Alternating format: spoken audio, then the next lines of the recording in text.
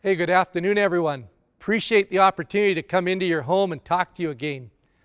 I thought today it might be useful, profitable to talk about something that we're all thinking about, and that is George Floyd and that tragedy and the whole aftermath of it. We've been watching it play out all week on our televisions. And I guess the question that bubbles up in my heart, maybe yours too, is, so as Christians, how do we respond? How do we respond to that tragedy and all the aftermath of it? And as I've thought about that, what came to mind strongly actually was Micah chapter 6 and verse 8. You might remember it because when we did our series on the minor prophets, we looked at this verse. It goes like this: He has showed you, O mortal, or O man or woman, what is good. And what does the Lord require of you? To act justly, to love mercy, and to walk humbly with your God. I think that verse is a real key in terms of how we respond. I think it ought to be a guide that guides us in our thinking and our behaving when we think about these issues. Micah 6:8 is such a key verse because it highlights two or three things that are so important to God.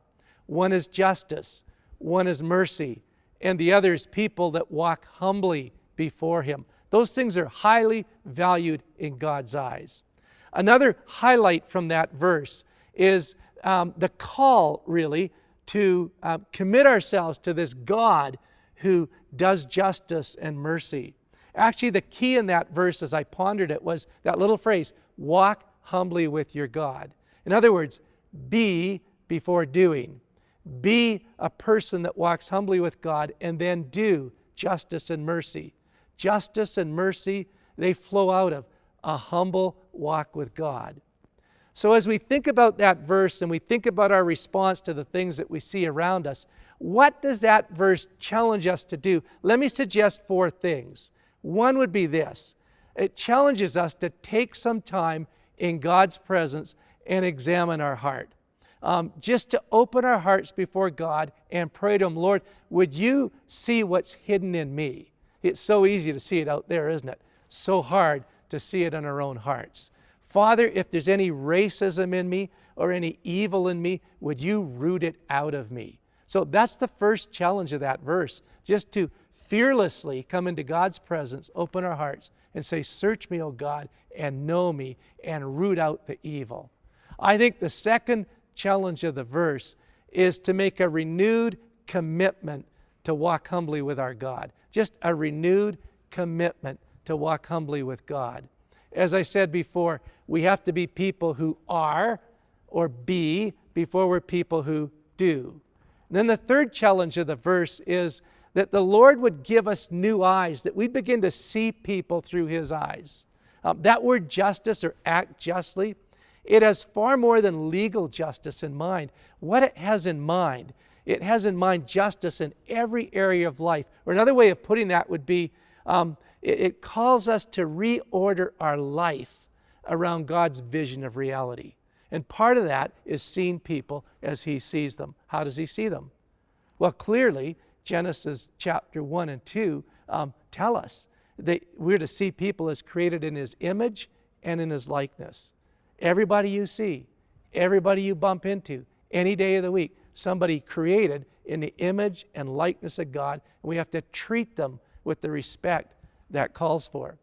But more than that, the challenge is to give special attention to those people that are oppressed, marginalized, unimportant. That verse challenges us to treat all people with the respect that comes from being created in God's image, but especially the people oppressed, unimportant, marginalized, and they're all around us. I think if we could respond that way to what we see around us, God would begin to make a difference in Red Deer, in central Alberta, and wherever He puts us. That is the only way that I can think of right now that as Christians, we could respond appropriately in a way that pleases God to the things that are happening around us. We can't just be smug and say that's them and not us. Our Prime Minister yesterday spoke some very good words when he reminded us that there's a lot of stuff in our own country. And we can't just throw up our hands in despair and say, I don't know what to do.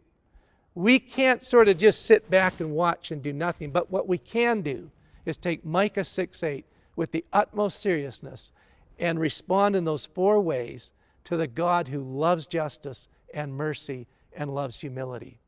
So let's have a great rest of the week, and let's be the people of God so that we can do the works of God. God bless you.